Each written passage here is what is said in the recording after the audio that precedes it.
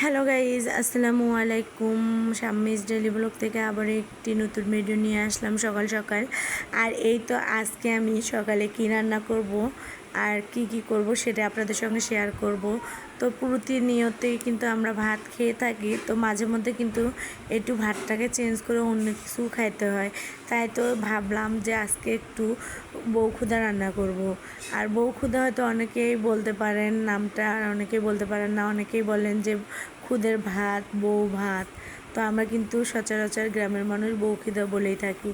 তো এখানে আমি কিভাবে রান্না করব দেখেন। এখানে পেঁয়াজ, মরিচ, রসুনটা আমি লাল লাল করে ভেজে নিয়েছি। এরপরে কিছু ডালচিনি, 2টা সাদা এলাচ ও 2 থেকে 3টা তেজপাতা দিয়ে দিয়েছি। আর এখন আমি এই চালগুলোকে কিন্তু একদম ভেজে নেব লাল লাল করে। আর ভেজে নেওয়ার পরেই আমি এখানে হালকা পরিমাণের পানি দিয়ে দেব। তো এই রান্নাগুলো কিন্তু আসলে আমরা যখন ছোট ছিলাম তখন আমাদের নানি দাদিরা করতো, আর আমরা দেখতাম আর খাইতাম। তো এই বউখুদাটা কিন্তু খাইতে অনেক মজাই লাগবে, তাও আবার সকালবেলা। আর এখানে কিন্তু আমি অল্প পরিমাণে পানি দিয়েও দেবো, কারণ হচ্ছে এই চালটা হচ্ছে পোলাওয়ার চালের অংশ।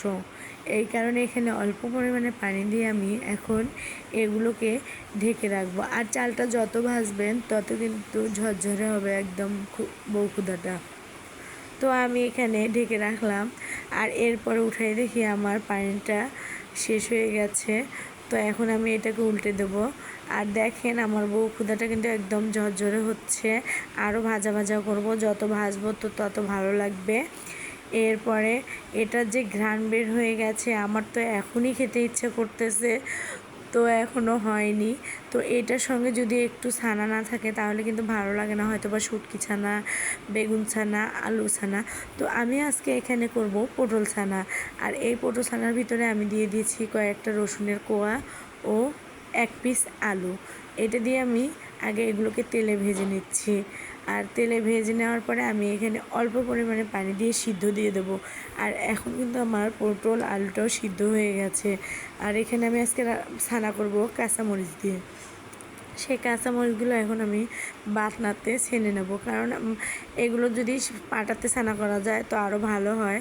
তো আজকে আমার পাটাতে ছানা করার কোনো সময়ই নেই, এই জন্য ঝটপট এখানেই করে নিচ্ছি। আর এর মধ্যে একটু কাঁচা পেঁয়াজও দিয়ে দিলাম। আর ছানায় সবসময় কাঁচা পেঁয়াজ ব্যবহার না করলে ভালো লাগে না। তো এই তো আমার ছানাগুলো হয়ে গেছে, আর এগুলো দিয়ে কিন্তু বউ ভাত খেতে আসলে মজাই লাগবে। আর তারপরে দেখেন বৃষ্টি পড়তেছে অনেক, এর মধ্যেই অনেকগুলো মুরগি নিয়ে আসছে। আর সেই মুরগিগুলো কাটার জন্য আমার এক পাশের বাড়ি ভাবি আছে, তাকে ডেকে নিয়ে আসলাম। তো আসলে সে তো অনেকগুলো মুরগি নিয়ে আসছে, আর এগুলো মুরগি তো সে একা কাটতে পারবে না। তাই এই বৃষ্টির মধ্যে আমিও চলে গেলাম তার সঙ্গে। আর গিয়ে আমরা এখন এখানে মুরগিগুলোকে কেটে নেব এবং পরিষ্কার করে নেব। তো এখানে দেখেন আমার মেয়েও কিন্তু বৃষ্টিতে ভিজতেছে, সেও পরিষ্কার করে নিচ্ছে। আর এই মুরগিগুলো আমি এখন আস্তে আস্তে পরিষ্কার করে নেব। আর পরিষ্কার করে নেওয়ার পরে এগুলোকে ফ্রিজে রেখে দেব।